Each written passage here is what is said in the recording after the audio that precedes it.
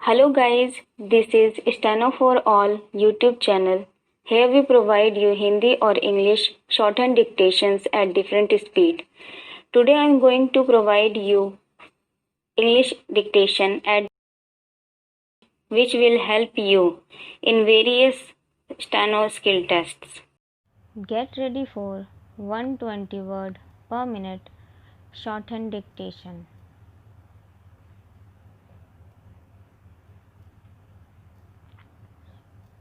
Start the story so far. On Tuesday, Defense Minister Rajnath Singh told Parliament that China had mobilized a large number of troops and armaments along the line of actual control (LAC), with several friction areas in eastern Ladakh, including the north and south banks of Pangong Tso Lake. He said the amassing of troops went against the bilateral agreements of 1993 and 1996. Why are there different perceptions? Mr. Singh said there had been situations of prolonged standoffs in the border areas with China in the past which had been resolved peacefully. He said the situation this year is very different both in terms of scale of troops involved and the number of friction points. This underscores the magnitude of the current situation along the disputed boundary in eastern Ladakh. There is no commonly delineated LAC, and Mr. Singh said India and China have different perceptions about the LAC. This has led to periodic tensions, and the number of transgressions and face offs went up as India's border infrastructure improved and Indian Army patrols to the claim areas increased over the years. A series of boundary agreements have been signed and confidence building measures (CBMs) carried out to maintain peace and tranquility while the two sides attempted to delineate the boundary through special representatives. What happens when agreements are flouted? While the agreements remain in place, the recent massive mobilization of troops, tanks, armored carriers, and air defenses very close to the LAC is in violation of the terms. Since the Galwan Valley clash on June 15, the Army has empowered its local commanders to take appropriate action as situations unfold, and recently shots have been fired in the air, the first on the LAC since 1975. Thousands of troops and armaments continue to be deployed in close proximity, in some places within a few hundred meters of each other, so the chances of an accidental or inadvertent escalation which can spiral into a major confrontation remain high.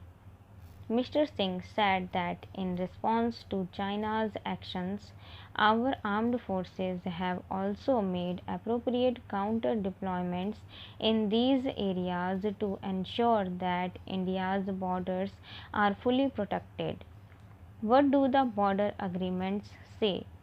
A key element of both the 1993 and 1996 agreements is that the two sides would keep their forces in the areas along the LAC to a minimum level, Mr. Singh stated.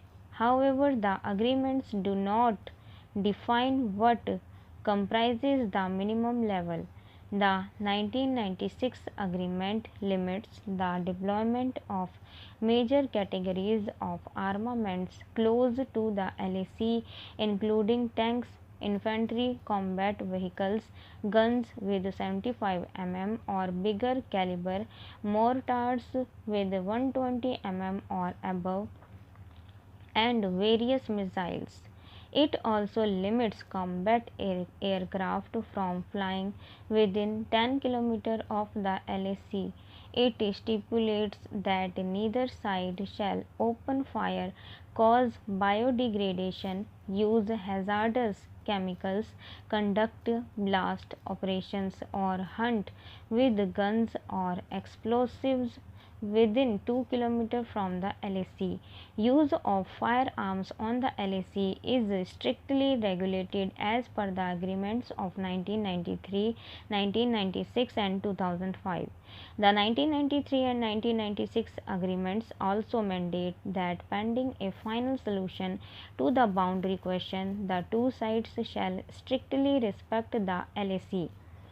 Further, in these agreements, India and China committed themselves to clarification and confirmation of the LAC to reach a common understanding of the alignment. However, this process has made little progress since 2003. Both sides have so far exchanged maps only in the central sector, leading to overlapping claims at several points due to differences in perception. In the spring of 1996, the Taliban, who had taken southern Afghanistan under their control, organized a conference of their fighters, commanders, and mullahs is in downtown Kandahar. The city hosts one of the holiest shrines in the country, the Shrine of the Clock of the Prophet Muhammad, which keeps a robe that Afghans believe was worn by the Prophet. Very rarely has it been shown to the public. Those who had assembled before an old mosque in central Kandahar were clueless what they were going to see. Then Mullah Muhammad Omar appeared on its roof with the clock in his hands. He held it aloft before the cheering crowd, who named him Amir ul Momineen, the commander of the faithful. Omar appeared with the relic at a critical juncture of the Taliban's history. The militants had not reached Kabul yet. The rank and file were divided on whether the Taliban, consisting of mainly madrasa students, should take the war to the capital. But what happened in Kandahar, as Steve Cole wrote in his profile of the Taliban leader in the New Yorker, was Omar's coronation as the leader of the most powerful insurgency in the country.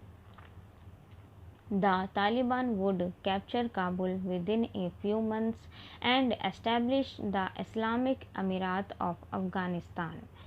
Omar would rule most of the country for the next 5 years. Overthrown by the US in 2001 following the September 11 terrorist attacks, the Taliban would retreat to the mountainous hinterlands of Afghanistan while their leadership crossed the border to Pakistan. The war continued, killing hundreds of thousands of people and wounding and displacing many more. Almost 20 years after they lost Kabul, the Taliban are now controlling almost half of the country. Earlier this year, they reached an agreement with the US, as part of which American and other international troops would withdraw from Afghanistan in return for the Taliban's assurance that they won't let foreign terrorists use Afghan soil. As part of the broader peace process, Taliban representatives and the Afghan government opened formal talks earlier this month in the Qatari capital Doha, where both sides would be seeking to build a consensus on how a post American Afghanistan should be. Civil war. The roots of the Taliban go back to the Mujahideen movement against the Soviet troops in Afghanistan in the 1980s. Many of the Taliban's early leadership, including Omar, fought the Soviets with various Mujahideen factions, which were supported by the Central Intelligence Agency, Pakistan's Inter-Service Intelligence, and Saudi Arabia. After the Soviets pulled back in 1989, the Mujahideen groups started fighting each other, plunging the country into a civil war. The post communist Afghanistan was divided along the ethnic lines. There was no central authority. Life was chaotic. Crimes were rampant. Afghanistan, which the poet Muhammad Iqbal called the heart of Asia, was falling apart. It was against this background a group of madrasa students, talibs with roots in Deobandi seminaries and support from different Deobandi factions in Pakistan came together to launch a new reform movement.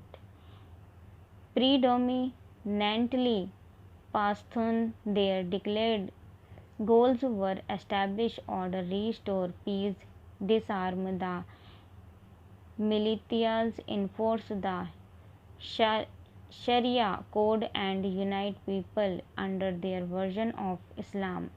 They chose Omar, a young, locally influential preacher who lost one eye in the battle against the Red Army, as their leader. There are lots of stories about how Omar mobilized the Talibs under his command. The most credible story, writes Ahmad Rashid in his book Taliban, is that in the spring of 1994, Singh's neighbors came to tell him that a commander had abducted two teenage girls. They were taken to a military camp and repeatedly raped. Omar attacked the base with some 30 talibs, freed the girls, and hanged the commander from the barrel of a tank from the base.